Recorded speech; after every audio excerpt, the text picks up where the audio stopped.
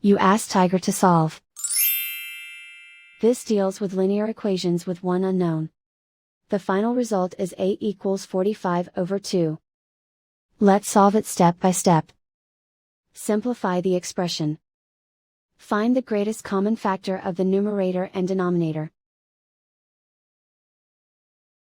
Factor out and cancel the greatest common factor. Isolate the A. Multiply both sides by inverse fraction 3 over 1.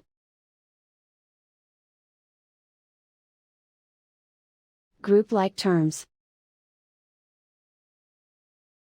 Multiply the coefficients. Simplify the fraction. Multiply the fractions. Simplify the arithmetic. And so the final result is A equals 45 over 2.